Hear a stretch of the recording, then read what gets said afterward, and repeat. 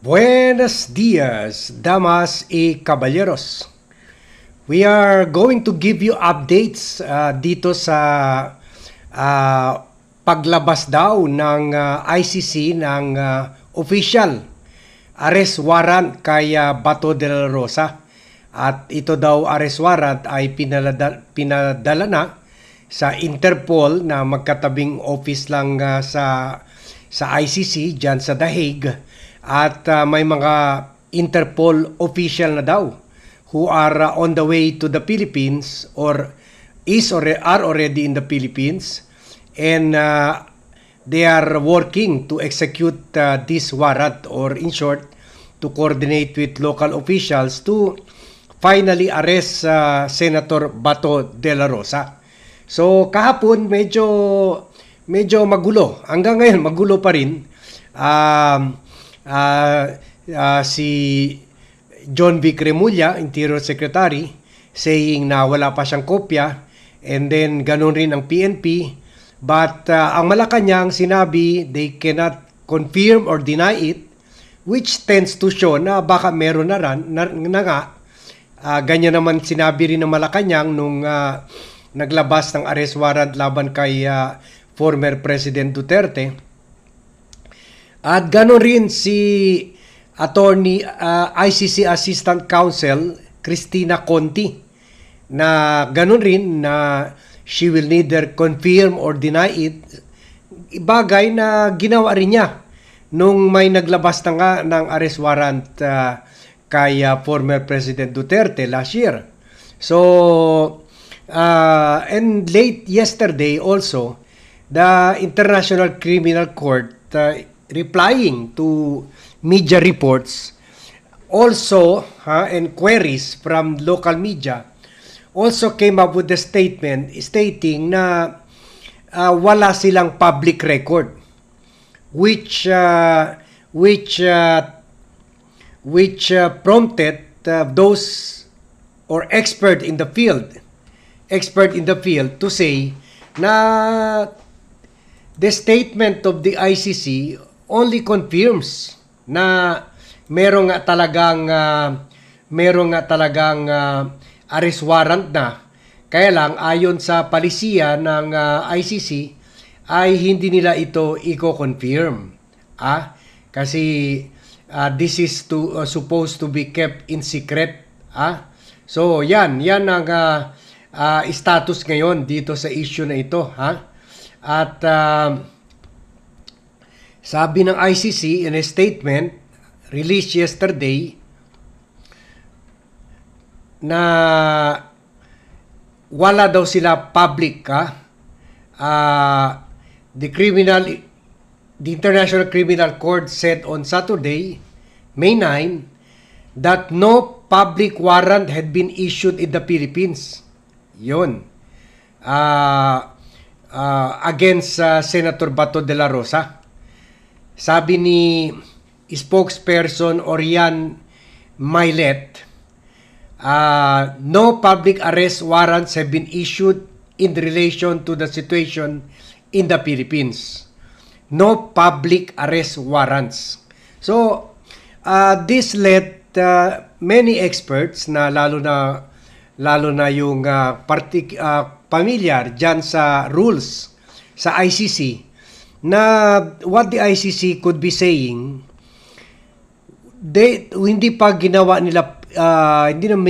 nila nilabas sa publiko ang arrest warrant, pero may arrest warrant.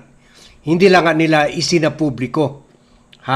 Kasi ang parating nila sinasabi dito, no public. Bakit kailangan gamitin ang word no public? Pwede naman nila sabihin, no arrest warrant. No arrest warrant has been issued. Pero dito, no public arrest warrants have been issued in relation to the situation in the Philippines. So, marami mga eksperto na may pamilyar sa laws or sa patakaran dyan sa ICC, sinasabi na dalawang klaseng arrest warrants ang inisyuan ng ICC. Either yung public, where they inform the public about it, or yung in secret to ensure the possibility na maaresto talaga. Pero kung hindi naman maaresto, saka nila ginagawang publiko para all the other law enforcement agencies all over the world will take notice and will monitor na rin. Pero dito, in the case kaya siguro gusto talaga nila mahuli talaga si Bato, hindi nila isinapubliko itong arrest warrant. Pero it doesn't mean there is none. So siguro ito yung tama talaga all the while si then DOJ Secretary and now Ombudsman Boying Remulla. Siya yung una nagbulgar na meron na nga arrest warrant. Meron na nga, pero posible hindi pa isina sa publiko. Private or secret arrest warrant. So sabi ng mga tulad nila Ruben Carranza, yung dating PCGG Commissioner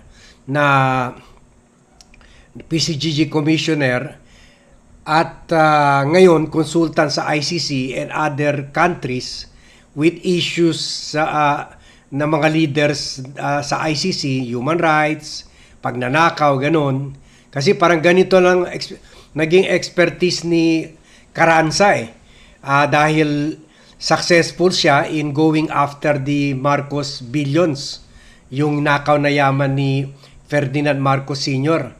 Sa tulong niya, naibalik ng billion-billion ng Swiss banks na itinatago yung pera nila, yung kaso nila sa Amerika, nanalo sila, binalik yung pera sa mga biktima kasi na-establish ng PCGG na nakaw ito lahat kasi wala naman negosyo yung mga Marcoses kagaya ng mga nila Henry C, ng SM, mga Ayala, may-ari ng buong Ayala, mga Gokong Wei, mga Chippy at saka mga C2 and Cebu Pacific. So kumaga hindi naman parte ng Old Rich, mga Ortigas family, may-ari ng Ortigas, San Juan, ganon.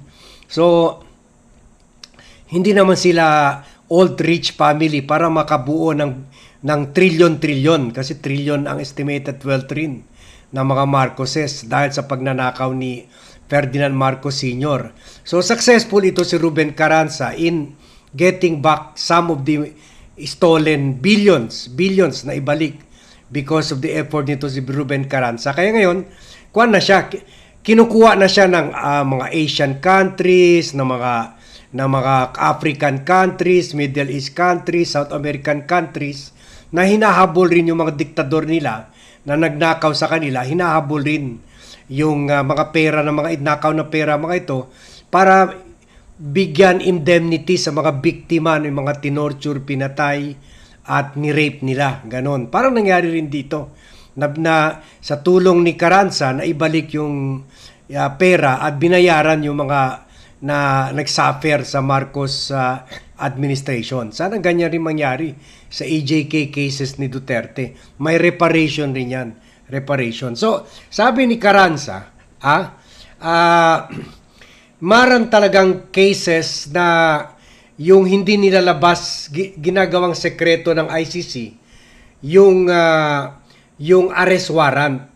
At isa sa mga biggest example dito, yung arrest warrant ni Duterte na na-issue nila March 7, 2025 at ginawa lang publiko nung na-aresto na siya or a day after his arrest.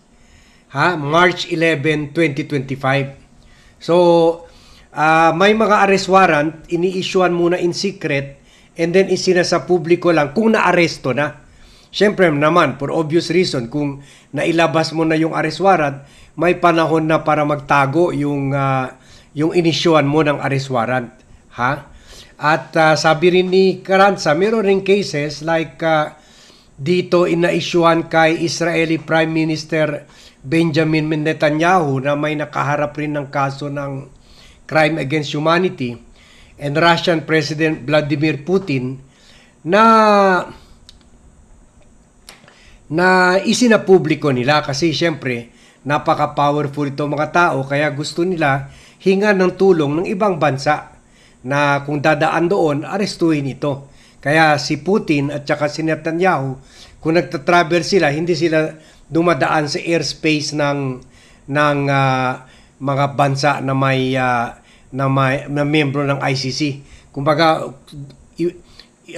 naghahanap talaga sila ng ruta na hindi sila dadaan sa mga ICC member countries.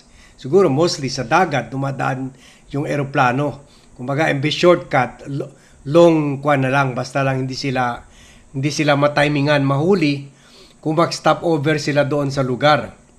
Ha?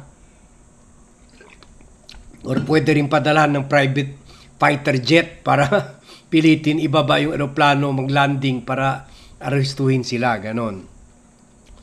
So I think meron na talaga. Ayaw pa lang ng ICC to ensure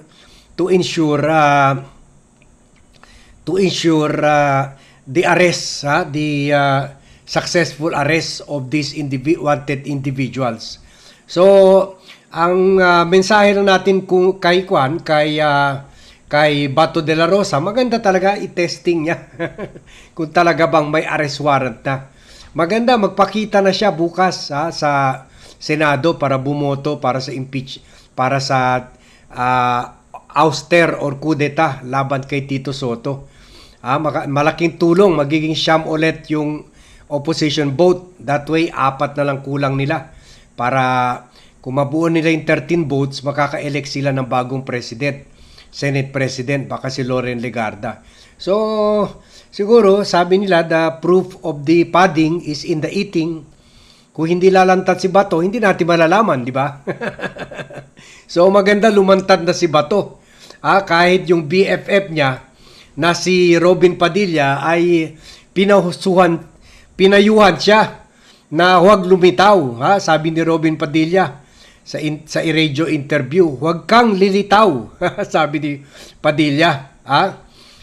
Sabi niya, kung ang humahanap kay Bato ay Philippine law, ako pa magsusurrender, pero hangad dayuhan, hindi kaya ng puso ko. Kapag ibinigay ko si Bato, nagtaksil na ako kay Andres Bonifacio. Never, wag tayo magsusuko sa dayuhan, sabi ni Boying.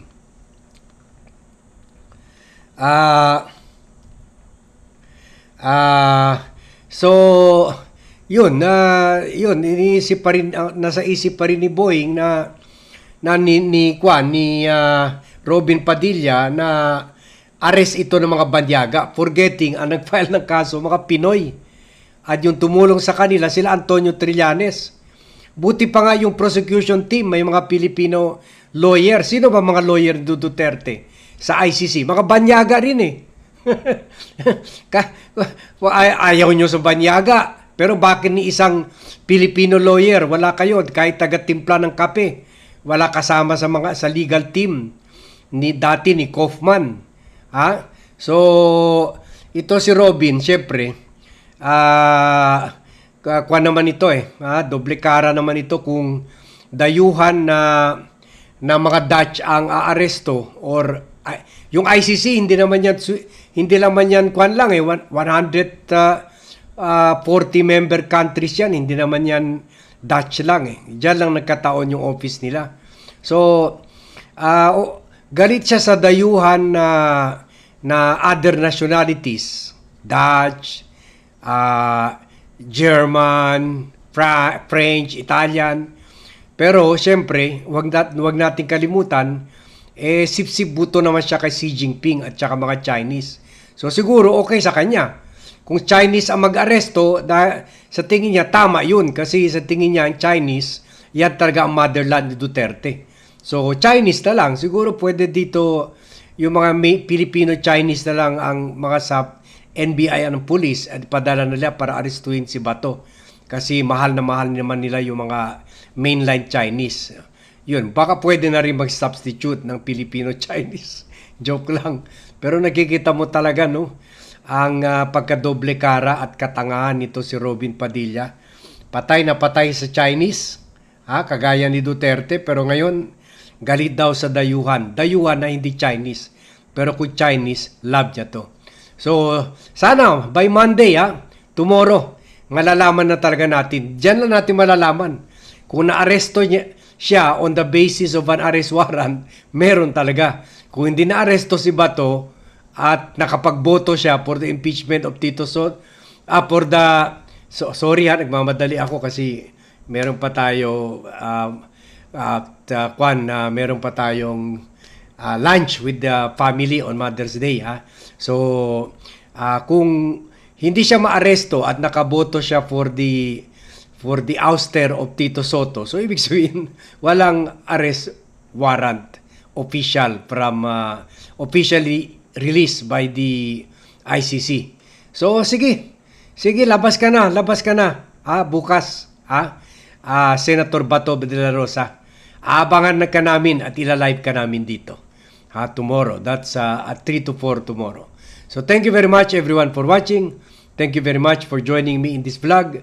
Again, happy Mother's Day to all and see you in my next vlog.